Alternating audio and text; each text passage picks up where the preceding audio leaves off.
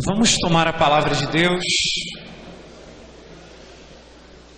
Voltemos ao tema central, a palavra que o Espírito suscitou como tema desse Renascem.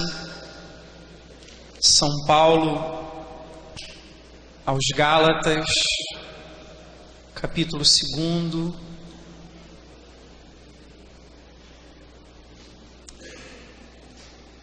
A tentativa anterior que nós tivemos, momento de pregação da palavra, me havia sido pedido para falar sobre abraçar profeticamente a cruz.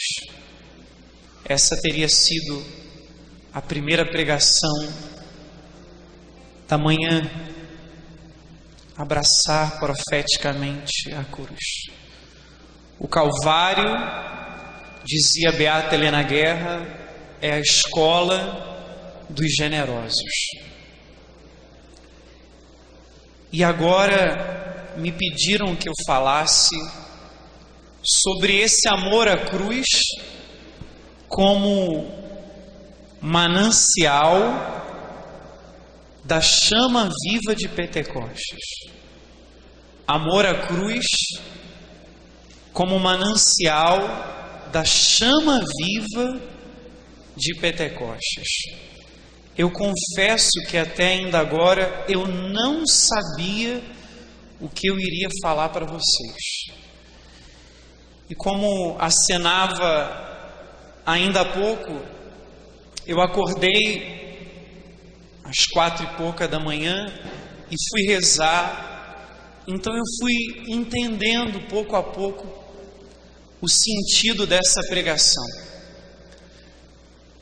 Vejam, Gálatas 2, no final do versículo 19, a segunda parte, 19b, com Cristo eu fui pregado na cruz. Eu vivo, mas não eu. É Cristo que vive em mim. Minha vida atual na carne, eu a vivo na fé, crendo no Filho de Deus, que me amou e se entregou por mim. Eu fui continuando a leitura e só assim eu fui entendendo a ligação entre a cruz e o Espírito. Na verdade, nessa meditação última da manhã, nós vamos tocar na cruz, na ação de Deus e no dom do Espírito Santo, preparando-nos já para o dia da manhã, o dia de amanhã, que é sempre um dia dedicado ao Espírito Santo no Renascem. Vejam o versículo 21, se continuássemos a partir da palavra que Deus nos deu. São Paulo vai dizer: eu não invalido a graça de Deus. Eu não invalido a graça de Deus. E o que é a graça de Deus? Ou melhor, quem é a graça de Deus? O que é viver em estado de graça? Mais uma vez a Beata Helena Guerra, apóstola do Espírito Santo, nos ajuda. A Beata vai dizer que a graça é a comunicação do Espírito de Deus ao nosso espírito. O dom da graça é a comunicação do Espírito de Deus ao nosso espírito. Essa é a certeza de que estamos em comunhão com Deus. Leitura ainda da 8ª do Natal da semana passada. Deus nos deu o seu Espírito. Então, amados, não invalidar a graça de Deus, não invalidar a ação do Espírito de Deus em nós, o protagonismo da ação do Espírito Santo na nossa vocação sacerdotal. Não invalidar a graça do Espírito Santo.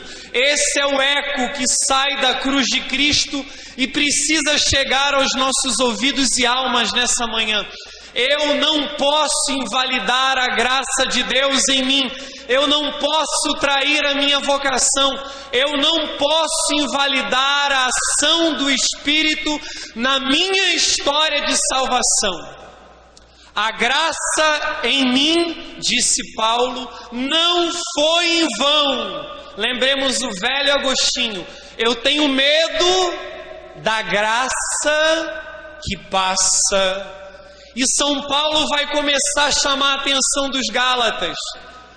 Muito conhecido esse texto para a gente. Veja, ele vai começar: ó Gálatas insensatos, como que vocês receberam o Espírito? Olha aí a pneumatologia da carta aos Gálatas de Paulo. Como que vocês receberam o Espírito? Ele está falando aos judeus: foi pela lei ou foi pela fé em Jesus Cristo? E aí São Paulo vai puxar a orelha dos Gálatas.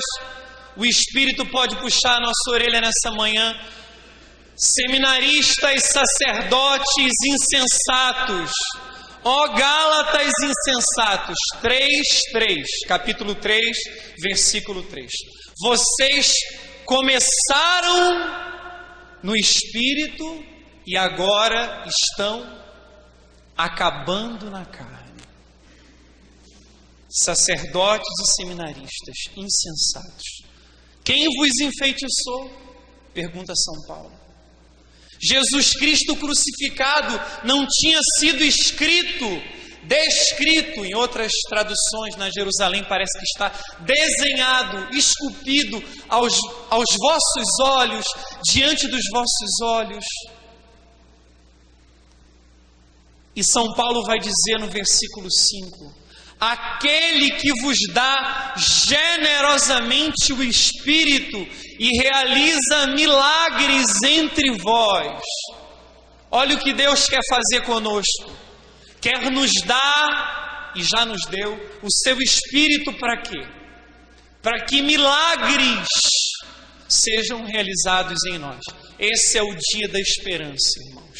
O cenário pode mudar com a força de Deus, com o dom do Espírito, milagres, se nós não terminarmos na carne, porque a carne, o mundo, não nos fará ver milagre coisa nenhuma, só veremos desastre, tsunami do mal.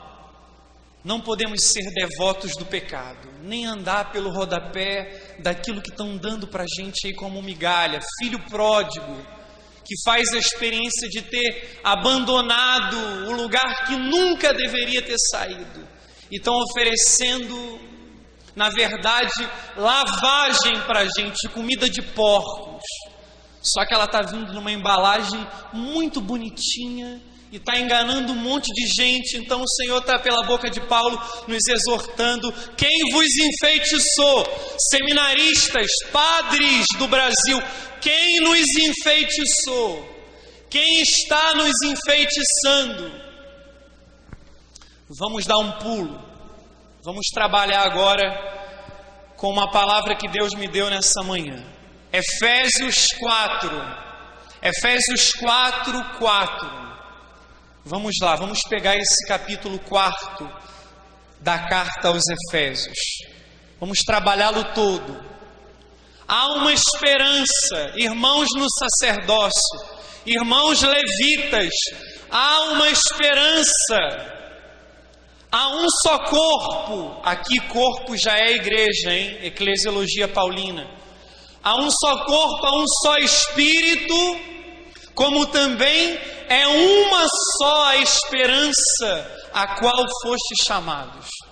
Nós fomos chamados a uma só esperança, a esperança que a igreja guarda no seu coração de mãe. A esperança gerada pelo Espírito, que é quem na Trindade sustenta a esperança humana. O Espírito Santo está ligado à virtude teologal da esperança. Cruz, manancial de vida no Espírito. Cruz, manancial de chama viva de Pentecostes. Vejam, se descermos mais um pouco, versículo 7. No entanto, a cada um de nós foi dada a graça conforme a medida do dom de Deus. Quem é o dom de Deus? Quem é o dom de Deus senão o Espírito Santo? Olha ele aí.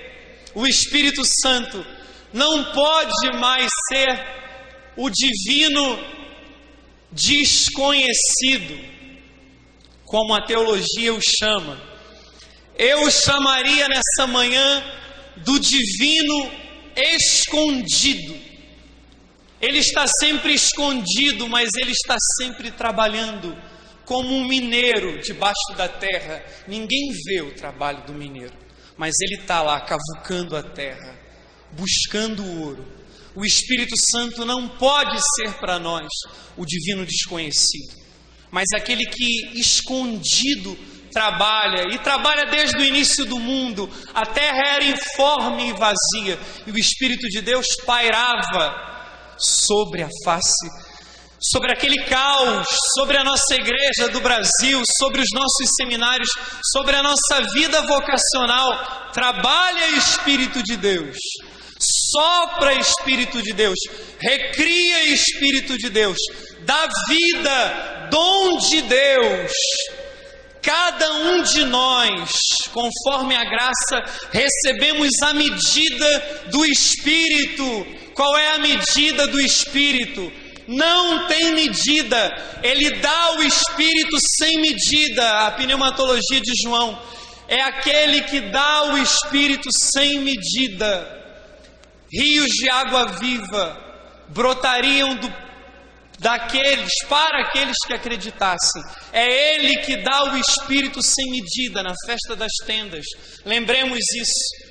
Vejam, diz a Escritura, Paulo cita: subiu às alturas, levou cativo o cativeiro e distribuiu dons aos seres humanos. As duas missões da Trindade.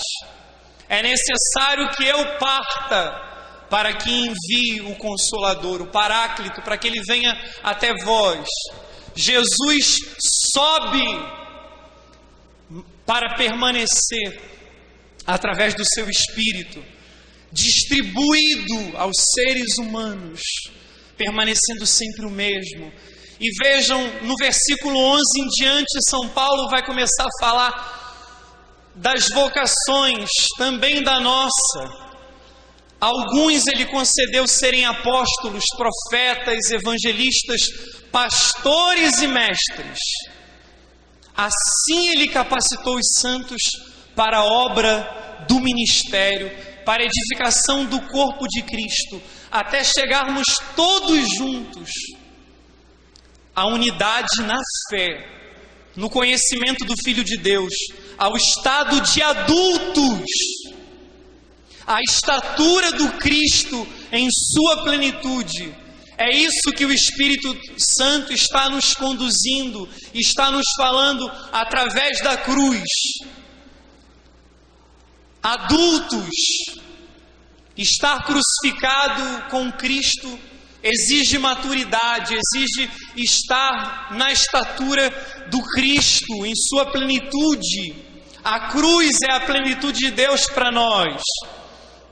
Então, e aí a cruz como remédio para aquilo que nós falávamos ainda há pouco. Vejam o versículo 14: não seremos mais como crianças, entregues ao sabor das ondas, levados por todo o vento de doutrina, ludibriados pelos homens e por eles, com astúcia, induzidos ao erro. Não seremos mais como crianças, entregues ao sabor das ondas, levados por todo o vento de doutrina, ludibriado pelos erros.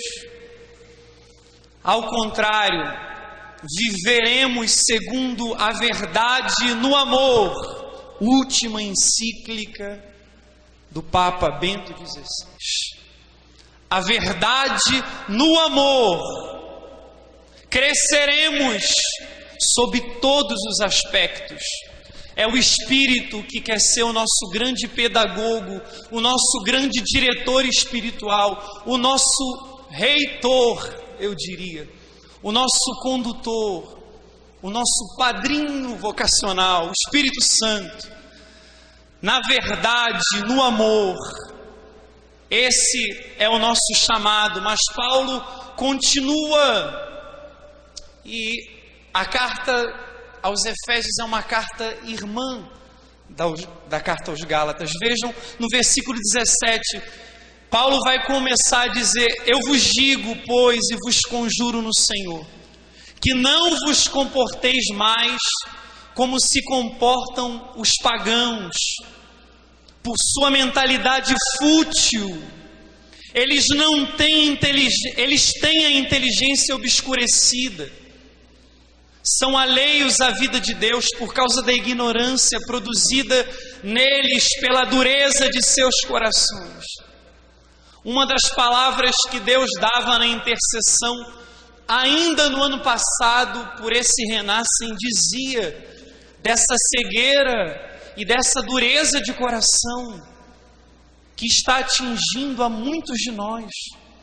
Olha o que Paulo vai continuar a dizer: com sua consciência embotada, entregaram-se à devassidão, praticando avidamente toda sorte de impurezas. Se espremêssemos esses versículos, sairia apenas uma coisa: infidelidade ao nosso chamado, à nossa vocação. Só que Paulo, movido pelo Espírito, vai mudar o jogo. Versículo 20 em diante. Vejam, é uma exortação à conversão, um chamado à santidade, na verdade de Deus.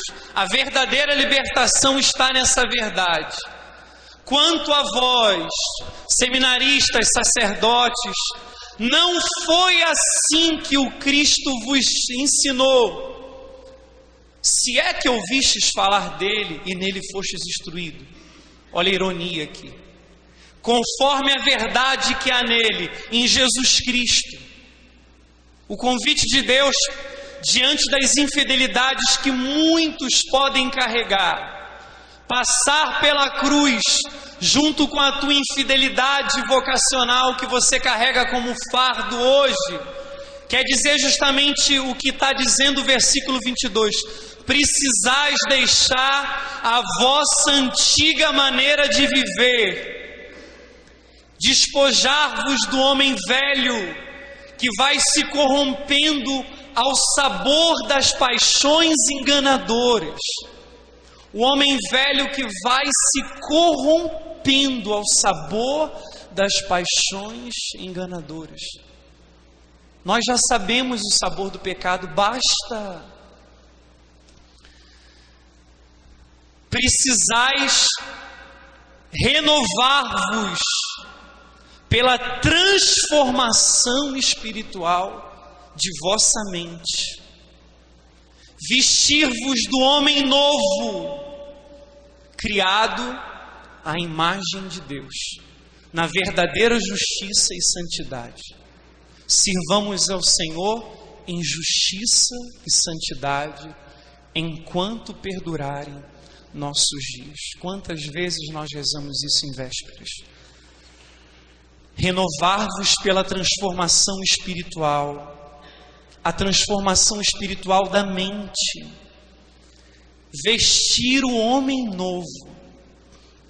E a única regra para a vida nova que São Paulo coloca é justamente o final desse capítulo, no versículo 30, uma expressão muito conhecida por nós carismáticos: não contristeis o Espírito Santo. Numa palavra de intercessão de novembro, Deus também falou isso aqui. Sacerdotes que estavam contristando o Espírito Santo. Não contristeis o Espírito Santo. Amados, esse é o caminho inicial que que eu queria fazer com vocês. Diante do cenário que temos, há esperança, porque o Espírito está presente e sustenta a visão verdadeira e real que Deus tem de nós. Não vamos também parar no diagnóstico que as pessoas fazem para nós, nem das pesquisas, nem se elas forem até mesmo da nossa conferência episcopal. Vamos além disso, há esperança, ânimo, coragem, não nos deixemos nos abater. A igreja é divina, sobre a igreja existe uma promessa: as portas do inferno não prevalecerão. Sobre o sacerdócio católico também, as portas do inferno não prevalecerão. Não é verdade que todos são infiéis. Não é verdade que é um bando de não sei lá o que. Não é verdade. Não é verdade. Mesmo que fosse, a infidelidade humana não pode cancelar a fidelidade de Deus. E mesmo se estivéssemos jogando a igreja no buraco, Jesus é aquele que vai sentar no poço e vai tirar do buraco, como ele fez com a samaritana. Ele conhecia a vida dela, ele conhece a nossa vida e nos diz hoje: não contristeis o meu espírito, não traiam o dom que eu vos dei. Como dizia Basílio, falando sobre o Espírito Santo no início do cristianismo, ele se tornou a unção e o amigo inseparável de Cristo. O Espírito, a unção e o amigo inseparável de Cristo. Seja o Espírito Santo a nossa unção, a nossa força, o nosso amigo inseparável. Vejam, eu falei para vocês sobre a intercessão, e é uma coisa que eu sempre valorizo muito. Desde o Renasce em Rio Bonito, lá na cidade onde todavia eu permaneço, as pessoas começaram a rezar muito pelo Renasce, e acabou que foi um movimento natural. Toda vez que eu vou ao Renasce, algumas pessoas me dizem: padre, isso aqui foi o que Deus falou. E eu acredito plenamente nisso. São pessoas que não possuem estudo como nós. Uma dessas pessoas tem a 2ª série. Nunca escutaram falar de eclesiologia do Sul, Sudeste ou Nordeste. Talvez nem saibam direito a diferença entre o sacerdócio e o diaconato, não sabem o que é um sacerdote diocesano e um sacerdote religioso, mas foram instruídas pela unção de Deus. E eu acredito nisso. Vejam as intercessões que vieram para o Renasce, algumas delas. A primeira delas pedia, essa senhora sem estudo nenhum, que nós orássemos pelos bispos, pela conversão dos nossos bispos. Depois falava que Deus queria reanimar os seminaristas. O Senhor pedia uma cristandade, um cristianismo a vapor, dizendo que isso dependeria de diáconos, seminaristas e sacerdotes. Eu me recordei imediatamente daquilo que pedia a beata Helena Guerra: uma santa reforma e um santo afervoramento do clero. Uma santa reforma e um santo afervoramento do clero. Deus quer usar o Renascem para que isso seja uma alavanca. O Renascem tem que ser uma alavanca para essa santa renovação e esse santo afervoramento do clero brasileiro. Eu creio E sabem qual foi a imagem que Deus deu para essa senhora? Uma cachoeira. Nós estamos em Cachoeirinha. Uma cachoeira viva. Mas uma cachoeira viva que faltava fogo. Uma cachoeira viva, Pristalis. Que de repente alguém pode dizer que eu estou viajando. Cachoeira viva, precisando com Z de fogo. Cachoeira viva, precisando com Z de fogo. Cachoeira viva, precisando de fogo. E depois puxou a orelha minha e mandou puxar a orelha dos padres também. Pergunta ao padre Eduardo e aos outros padres: que recanto vocês estão? Venham para o meio. Que recanto vocês estão? Nós estamos perdendo a profecia, né? Nós padres parece que estamos sendo encurralados. O que falta nos bispos do Brasil hoje? Senão isso, né? Ninguém fala nada, ninguém se levanta como profeta. Onde estão os profetas? Saia do recanto e venha para o meio. Eu não sei qual é o meu recanto, nem sei o dos meus irmãos sacerdotes, mas eu entendi nessa madrugada que esse meio é a cruz. Sair do recanto e ir para o meio é passar pela cruz, receber de novo, nesse renascem, uma unção profética, porque de alguma maneira Deus quis confiar a sua igreja também a nós. Isso é um mistério que nós não merecemos, mas que nos alcançou um dia. Nós somos colaboradores na obra de salvação. A igreja no Brasil é a nossa cara, assim como dizem que a paróquia é a fotografia do pároco. Somos nós, e Deus dava uma palavra assim, algumas palavras bem duras para a gente, diante de tudo isso aqui. Também falava de seminaristas cansados, sem ardor no caminho, sacerdotes encurvados pelo desânimo e pela tibieza.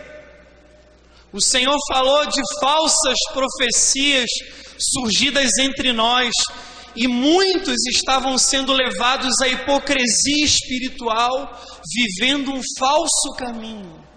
Hipocrisia espiritual, vivendo um falso caminho.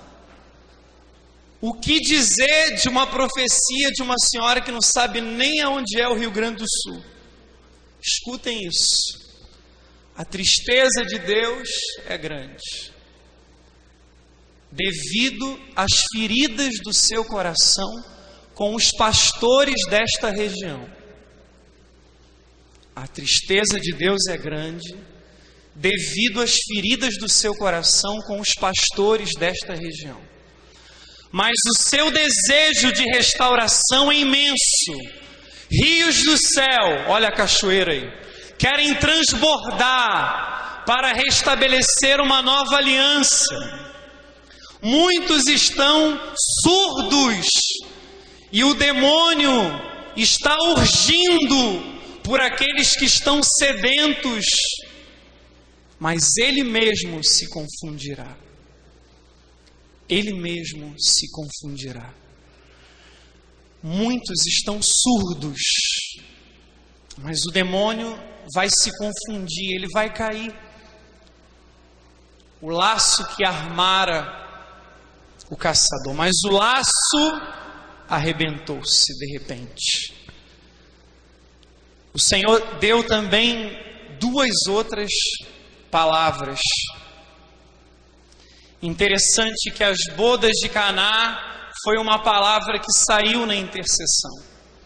E pela primeira vez um renascem começou falando de Nossa Senhora. Uma profecia dizia: eu faço os joelhos caídos e prostrados se reanimarem e reerguer-se. Eu faço visões turvas e escuras voltarem à luz. Eu que transformo água e vinho.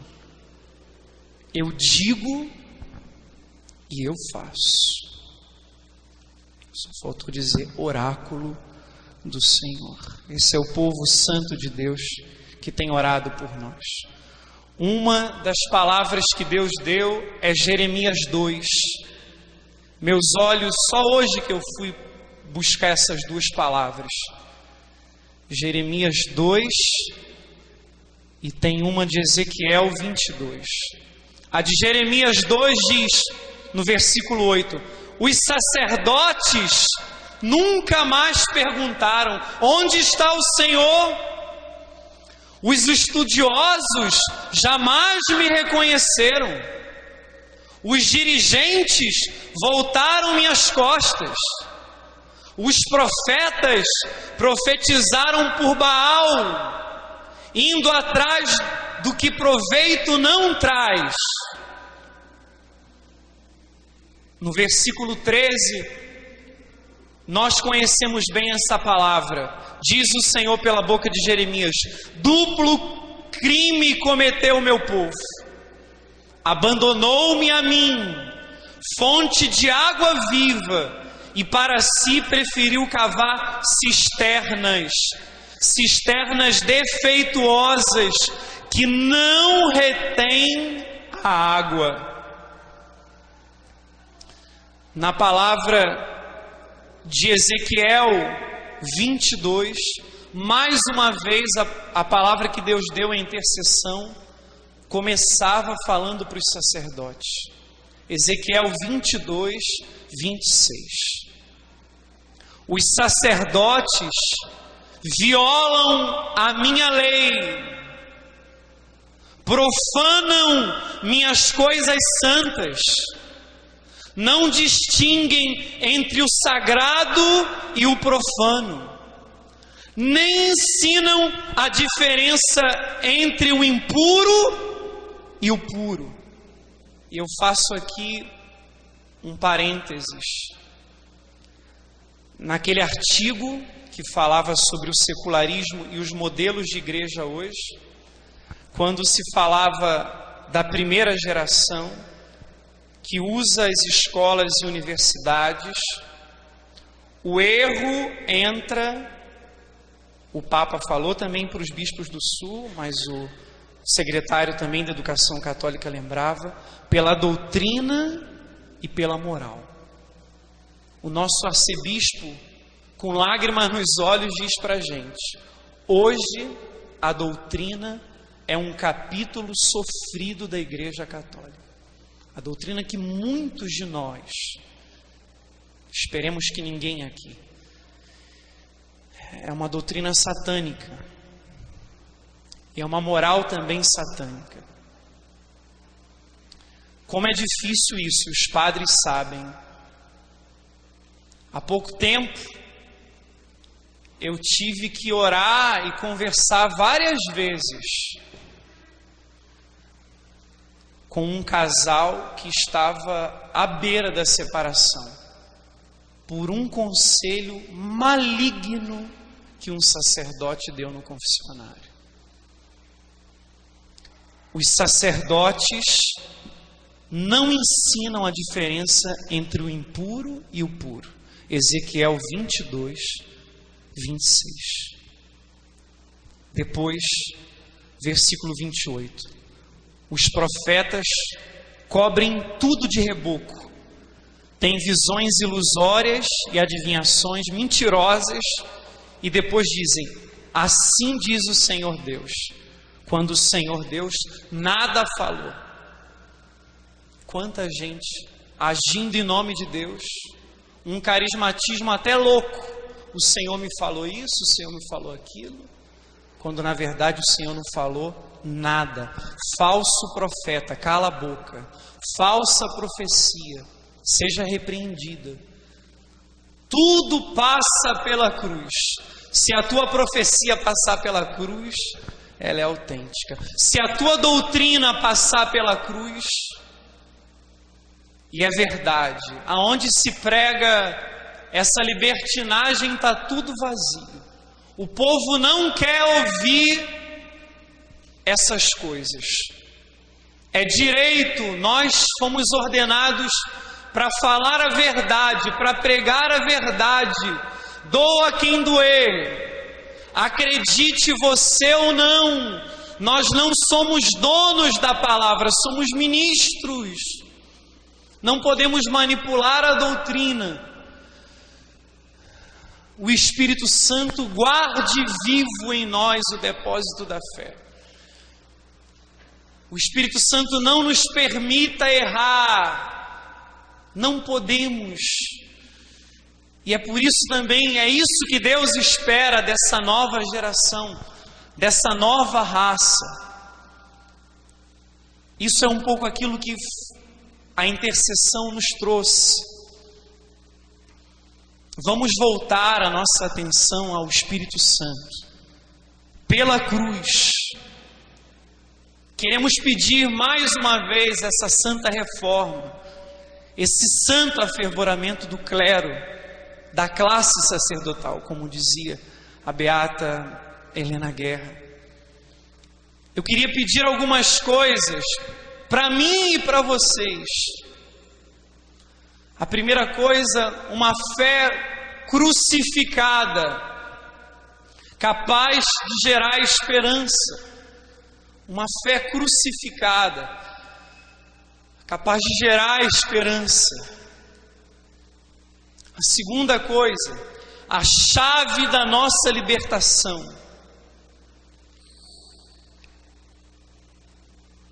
é a nossa não adesão à mentira. Só a verdade pode nos libertar.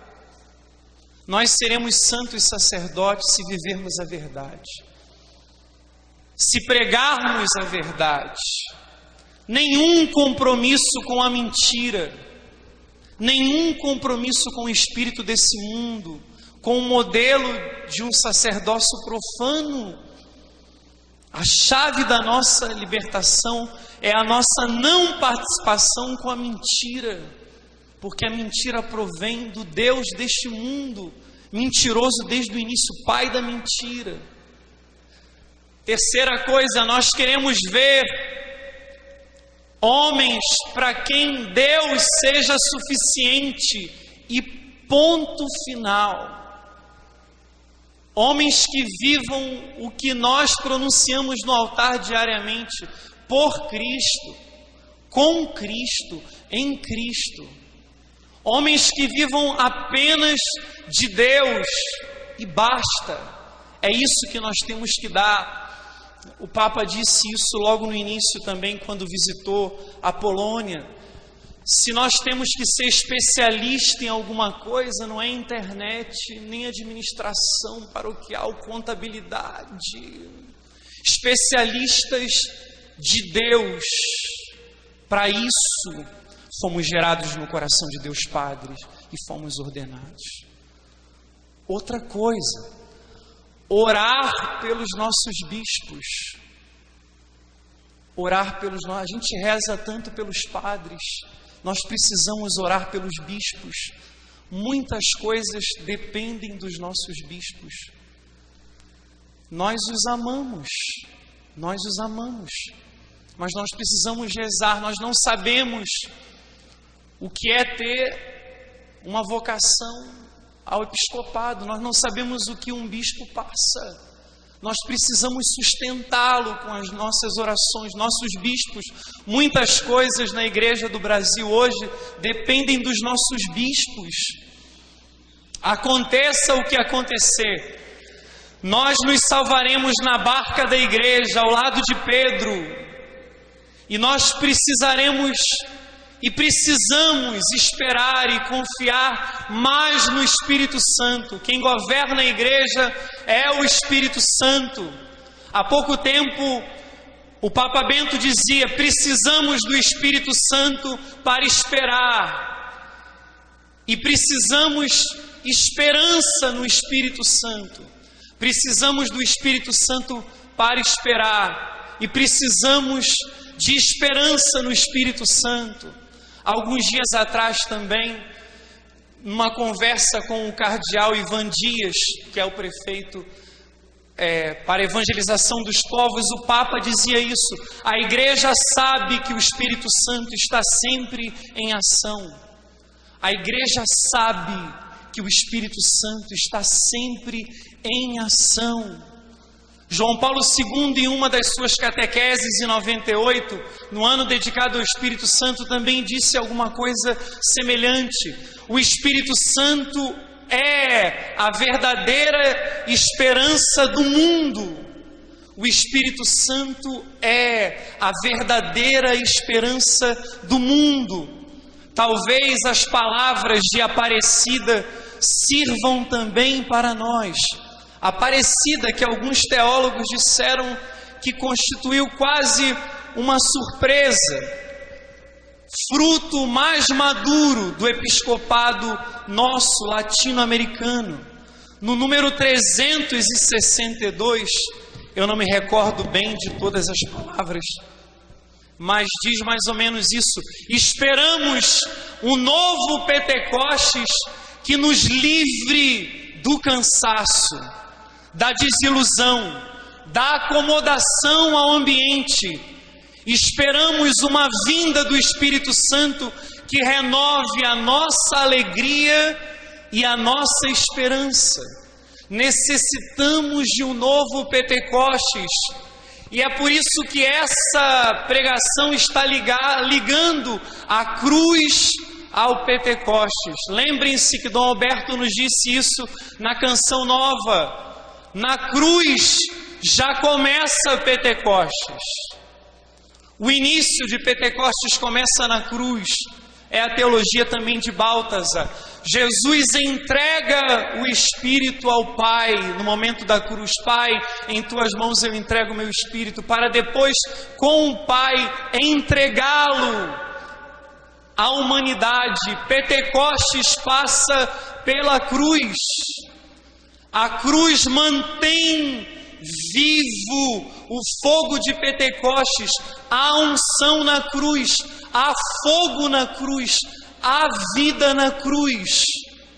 A beata Alexandrina rezava justamente isso: Senhor, dai-me fogo, dai-me amor, fogo que me queime e amor que me mate, pois quero viver e morrer por amor. Pentecostes começa na cruz, Pentecostes passa pela cruz. Nós precisamos pagar um preço alto para a vida no Espírito. Homens maduros passando pela cruz.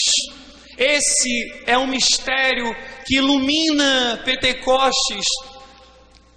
A Páscoa termina apenas ali no cenáculo, com o derramamento do Espírito.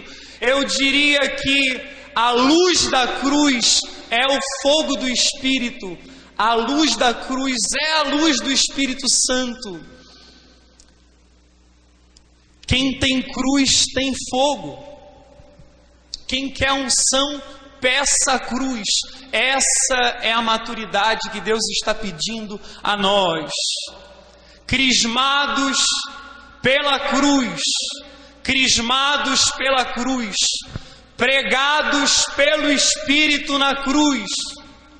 Teologia da cruz, teologia de joelhos, crismados pela cruz, conduzidos pelo Espírito à cruz. Queremos esperar, queremos passar por esse batismo de cruz. Eu ainda não sei explicar muito bem o que é isso, mas há algum tempo Deus me fala isso. Batismo de cruz. Ser batizado pela cruz. Eu conheço os efeitos, não sei ainda explicar o que significa isso. Peça a Deus a compreensão do batismo de cruz. Esse é o batismo no Espírito. Pentecostes é tempo para crise, é a graça de Deus para crise. Pentecostes é um tempo para cruz.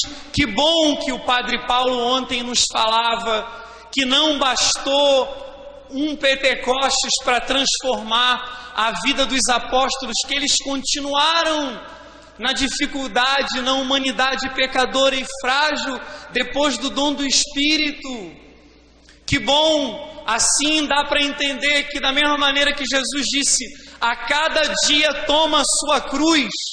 Deus tem também a nos dizer, como seminaristas que fazem experiência dessa espiritualidade da renovação, a cada dia também existe um Pentecostes reservado para nós, a cada dia uma nova efusão, batismo de cruz, é isso, viver morto como Cristo, para receber a vida nova no Espírito, viver morto como Cristo. Só depois da morte o Espírito é entregue, só depois da morte o Espírito é derramado. Viver a morte com Cristo para viver a vida nova no Espírito. Nós sabemos muito bem disso, é uma realidade histórica, sacramental, mas precisa ser uma realidade existencial.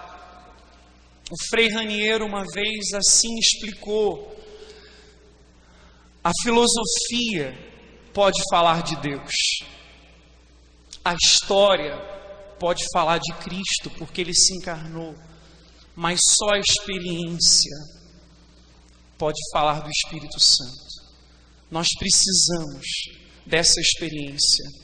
Num dos seus livros também, Ungidos pelo Espírito, ele retrata a experiência mística de uma mulher, serva de Deus mexicana, Conchita, que teve justamente essa locução interior.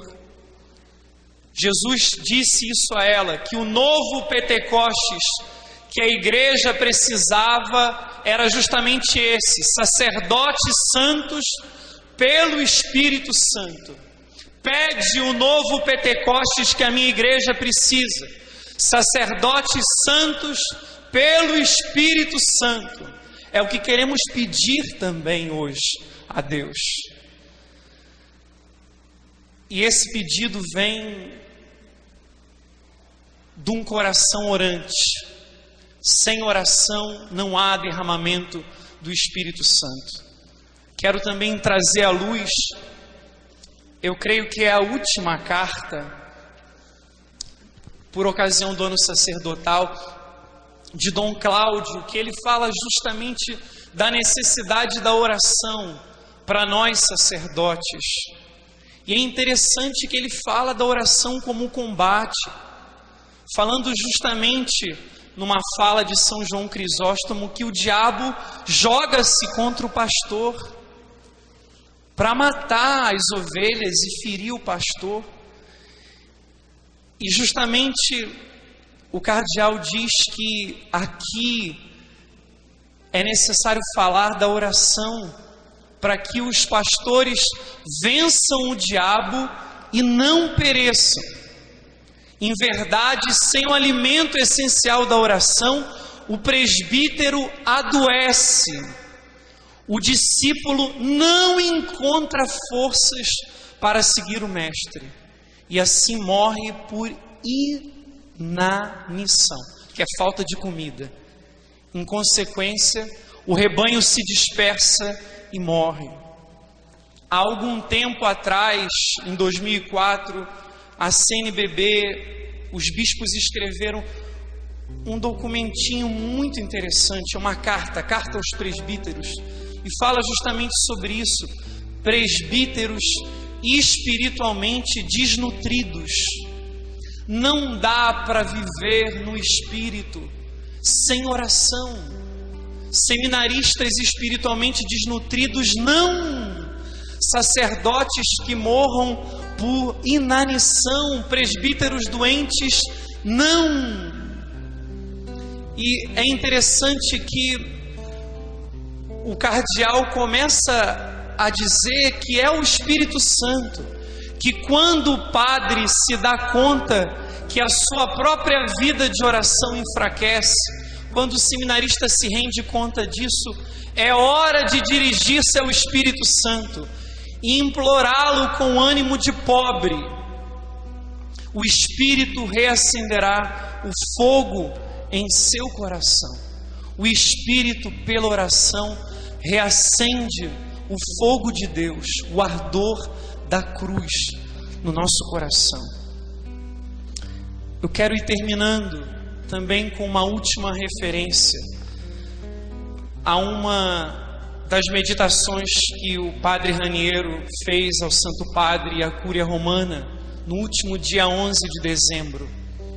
Foi uma meditação a partir da carta de São Paulo aos Coríntios, no capítulo 3, quando Paulo fala do ministério no Espírito, o ministro da nova aliança, e o Padre Raniero Cantalamessa trabalha o conceito de unção, o que é o sacerdote ungido. Ele começa justamente afirmando que a definição de um presbítero completa é justamente essa: um servo de Cristo que age no Espírito, um homem de Deus que vive no Espírito. Esse é o presbítero ungido. Se você vive com Cristo no Espírito, seminarista, você já tem vivido como ungido. E diante de tudo aquilo que nós estamos vendo e escutando a nosso respeito, nós não podemos perder a esperança no sacerdócio de Cristo.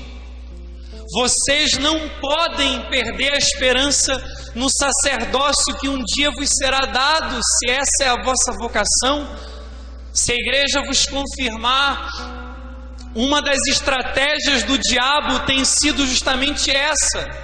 Muitos seminaristas não acreditam mais no sacerdócio, já não acreditam no celibato, já não acreditam agora na obediência. Como abraçar o ministério assim? Não acreditam na santidade, no sacerdócio, não acreditam na fraternidade sacerdotal. Há esperança, há esperança. O cenário pode ser mudado se depender de Deus. Essa nova raça já está feita. Essa nova raça já tem um rosto, já tem um nome, já tem uma diocese, já tem uma paróquia própria. Aqui está essa nova raça. Se nós formos fiéis, o que poderá acontecer nessa igreja no Brasil? 12 homens foram fiéis ao crucificado e à graça de Pentecostes, e a boa nova se espalhou. Precisamos de profetas, precisamos de santos, e essa é a nossa resposta. Queremos amar o sacerdócio nos sacerdotes. Não podemos perder a visão sobrenatural do que seja o sacerdócio, do que é um sacerdote. E o Frei Raniero terminava trazendo uma citação de São Francisco, que viveu numa época difícil, onde o clero não era lá essas coisas. E São Francisco escreveu no seu testamento: o Senhor me deu e ainda me dá tanta fé nos sacerdotes que vivem segundo a forma da Santa Igreja Romana, por causa de suas ordens, que mesmo que me perseguissem, iria recorrer a eles. E se tivesse tanta sabedoria quanto teve Salomão, e encontrasse míseros sacerdotes deste mundo nas paróquias em que eles moram, não quero pregar contra a vontade deles. E hei de respeitar os sacerdotes, amar e honrar a eles, e todos os outros como a meus senhores. Não quero olhar para o pecado deles, porque neles reconheço o Filho de Deus, e eles são os meus senhores. E procedo assim porque do mesmo Altíssimo Filho de Deus nada enxergo corporalmente neste mundo, senão aquilo que os sacerdotes trazem, o Santíssimo Corpo e Sangue, que eles consagram e somente eles administram. Ministros dessa nova aliança do Espírito. E o Frei termina assim, a meditação ao Santo Padre e os bispos da Cúria Romana antes do Natal. Viver no meio do mundo sem nenhum desejo pelos próprios prazeres. Ser membro de toda a família sem pertencer a nenhuma delas. Compartilhar todo o sofrimento. Ficar à margem de todo segredo. Curar toda ferida. Ir todos os dias dos homens a Deus para oferecer-lhe sua devoção e sua oração. Voltar de Deus aos homens, levar-lhes seu perdão e sua esperança. Ter um coração de ferro pela castidade e um coração de carne para a caridade. Ensinar e perdoar, consolar e abençoar, e ser abençoado para sempre. Ó Deus, se pergunta a ele, que tipo de vida santa é essa? Resposta: é a tua vida, sacerdote de Jesus Cristo. É a tua vida, seminarista de Jesus Cristo. Vamos ficar de pé, vamos orar.